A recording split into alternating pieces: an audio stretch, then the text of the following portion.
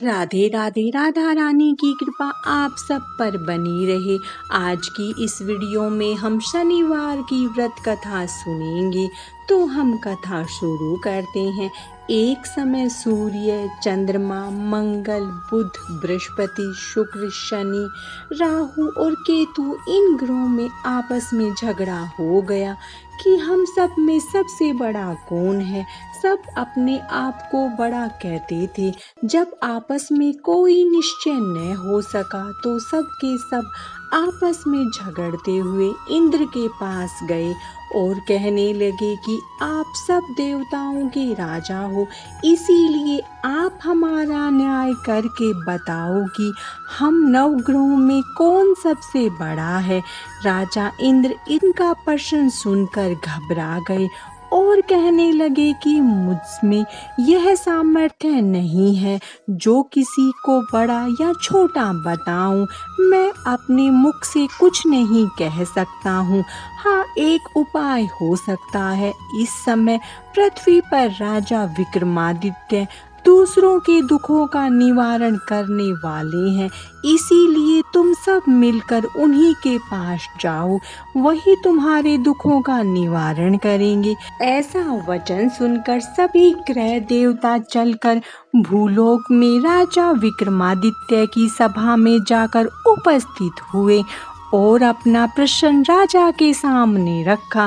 राजा उनकी बात सुनकर बड़ी चिंता में पड़ गए कि मैं अपने मुख से किसे बड़ा और किसे छोटा बताऊं। जिसको छोटा बताऊंगा वही क्रोध करेगा। परंतु उनका झगड़ा निपटाने के लिए एक उपाय सोचा। उन्होंने सोना, चांदी, कांसा, पीतल, सीसा, रंगा, जस्ता, अभ्रक और लोहा 9 धातु के 9 आसन बनाए। सब आसनों का क्रम से जैसे सोना सबसे पहले और लोहा सबसे पीछे बिछाए गए। इसके पश्चात राजा ने सब ग्रहों से कहा कि आप सब अपने अपने सिंहासनों पर बैठिए। जिसका आसन सबसे आगे वह सबसे बड़े और जिसका आसन सबसे पीछे वह सबसे छोटा जानिए। क्योंकि लोहा सबसे पीछे था और वह शनिदेव का आसन था, इसीलिए शनिदेव समझ लिए कि राजा ने मुझको सबसे छोटा बना दिया। इस पर शनि को बड़ा क्रोध आया और कहा कि राजा, तुम मेरे पराक्रम को नहीं जानता।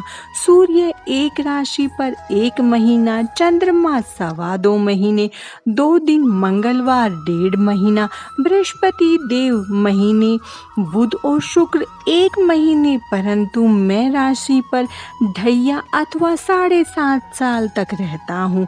बड़े बड़े देवताओं को भी मैंने भीषण दुख दिया है। राजन सुनो, राम जी को 7.5 आई और वनवास हो गया।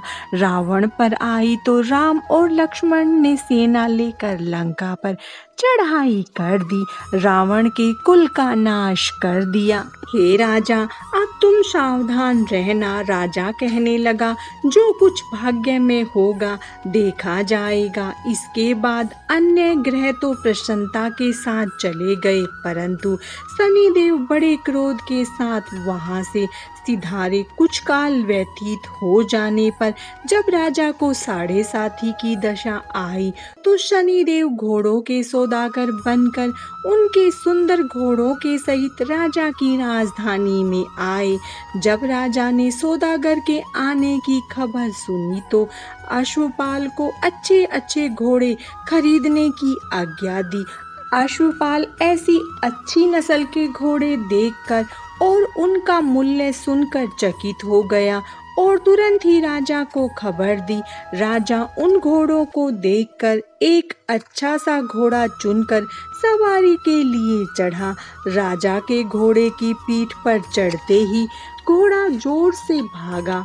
घोड़ा बहुत दूर एक बड़े जंगल में जाकर राजा को छोड़कर अंतर्ध्यान हो गया। इसके बाद राजा अकेला जंगल में भटकता फिरता रहा। बहुत देर के पश्चात राजा ने भूख और प्यास से दुखी होकर भटकते भटकते एक ग्वाले को देखा। ग्वाले ने राजा को प्यास से व्याकुल देख पानी पिलाया।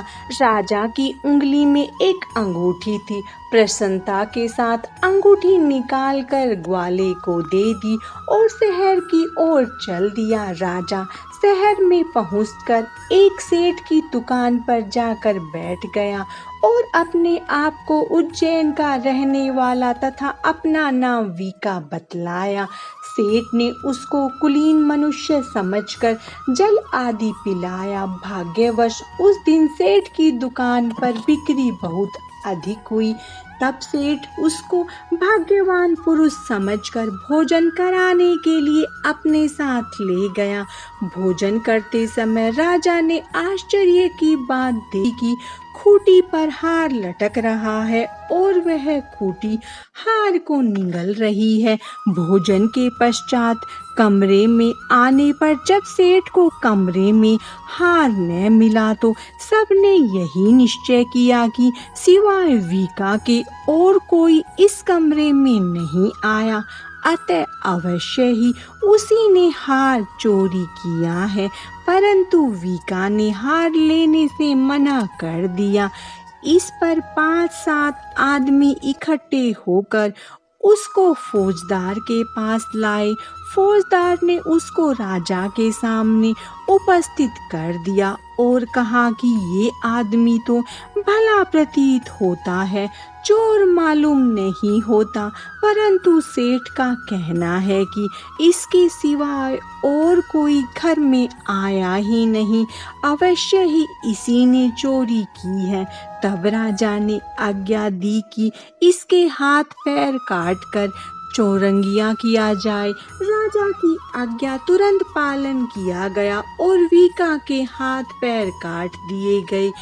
इस प्रकार कुछ काल व्यतीत होने पर एक तेली उसको अपने घर ले गया और कोलू पर उसको बिठा दिया। वीका उस पर बैठा हुआ जुबान से बैल हाँकता रहा।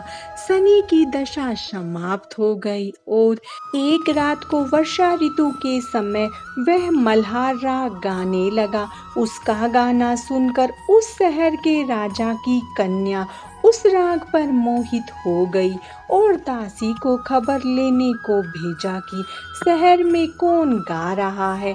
दासी सारे शहर में फिरती फिरती क्या देखती है कि तेली के घर में चौरंगिया राग गा रहा है। दासी ने महल में आकर राजकुमारी को सब वृत्तांत सुना दिया। बस उसी क्षण राजकुमारी ने अपने मन में यह प्रण कर लिया कि चाहे कुछ भी हो, इस चौरंगिया के साथ विवाह करूंगी।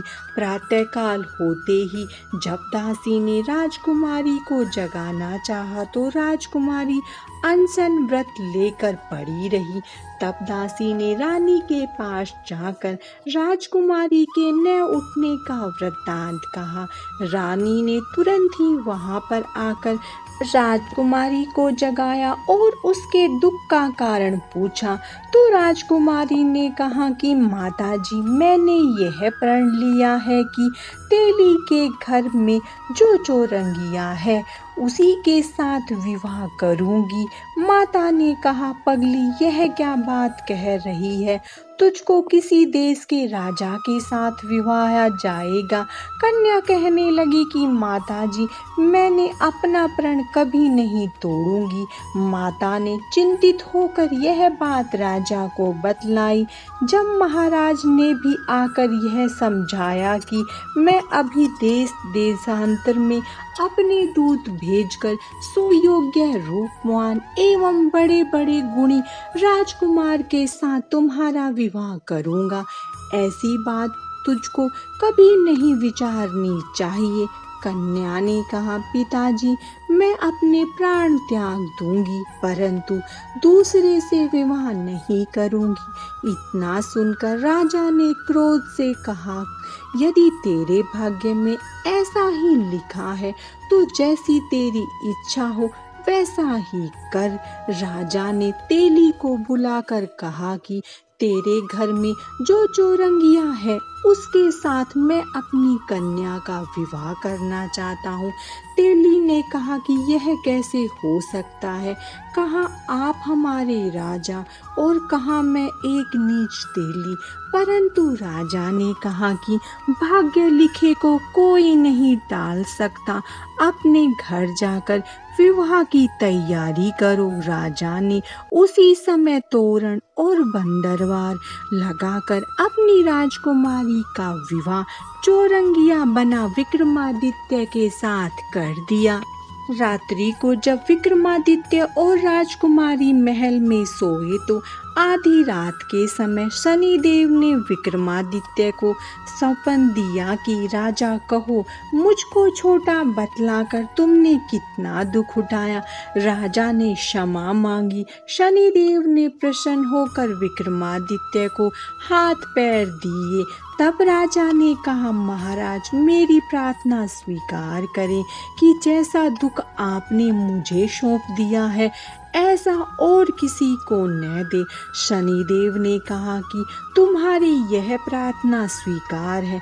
जो मनुष्य मेरी कथा सुनेगा या कहेगा उसको मेरी दशा में कभी किसी प्रकार का दुख नहीं होगा। जो नित्य ही मेरा ध्यान करेगा या चींटियों को आटा डालेगा उसके सब मनोरथ पूर्ण होंगे। इतना कहकर शनिदेव अपने धाम को चले गए। राजकुमारी की आंखें खुली और उसने राजा के हाथ पांव सही सलामत देखे तो आश्चर्य को प्राप्त हुई। उसको देखकर राजा ने अपना समस्त हाल कहा कि मैं उज्जैन का राजा विक्रमादित्य हूँ। यह सब बात सुनकर राजकुमारी अत्यंत प्रसन्न हुई। प्रातःकाल राजकुमारी से उसकी सखियों ने पूछा तो उसने अपने पति का समस्त वृतांत कह सुनाया। तब सबने प्रसन्नता प्रकट की और कहा कि ईश्वर ने आपकी मनोकामना पूर्ण कर दी। जब उस सेठ ने यह बात सुनी तो वह विक्रमादित्य के पास आया और राजा विक्रमादित्य के पैरों पर गिरकर क्षमा मांगने लगा कि आप पर मैंने चोरी का झूठा दोष लगाया, अतः आप मुझको जो चाहे दंड दें। राजा ने कहा, मुझ पर शनिदेव का कोप था, इसी कारण यह सब दुख मुझको प्राप्त हुआ।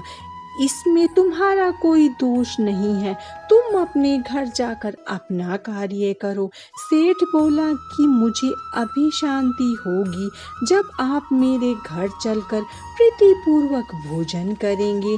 राजा ने कहा, जैसी आपकी मर्जी वैसा ही करे। सेठ ने अपने घर जाकर अनेक प्रकार के सुंदर भोजन बनवाए और राजा विक्रमादित्य को प्रतिभोज दिया।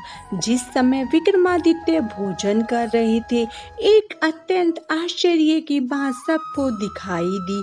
जो खूंटी पहले हार निगल गई थी अब हार उगल रही थी। जब भोजन समाप्त हो गया तो सेठ ने हाथ जोड़कर बहुत सी मोहरें राजा को भेंट की और कहा कि मेरे श्री कंवर नामक एक कन्या है, उसका पाणी ग्रहण आप करें। इसके बाद सेठ ने अपनी कन्या का विवाह राजा के साथ कर दिया और बहुत सा दान दहेज आदि दिया। इस प्रकार कुछ दिनों तक वहां निवास करने के पश्चात विक्रमादित्य ने शहर के राजा से कहा कि अब मेरी उज्जैन जाने की इच्छा है। फिर कुछ दिन के बाद विदा लेकर राजकुमारी मनभावनी सेठ की कन्या श्री कंवरी तथा दोनों जगह के दहेज में प्राप्त अनेक दास दासी रथ और पालकियों सहित विक्रमादित्य उज्जैन की तरफ चले। जब शहर के निकट पहुँचे और पूर्ववासियों ने राजा के आने का संवाद सुना तो समस्त उज्जैन की प्रजा आगवानी के लिए आई। तब बड़ी प्रसन्नता से राजा अपने महल में पधारे।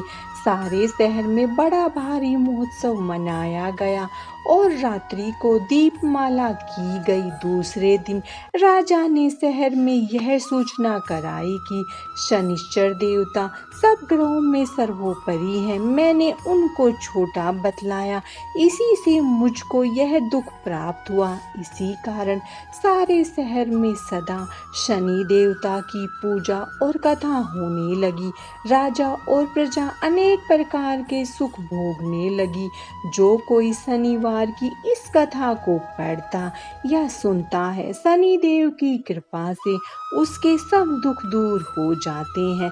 शनिवार की कथा को व्रत के दिन अवश्य पढ़ना चाहिए। ओम शांति, ओम शांति, ओम शांति। शनिवार व्रत कथा समाप्त। शनिदेव की कृपा आप सब पर बनी रहे। राधे राधे।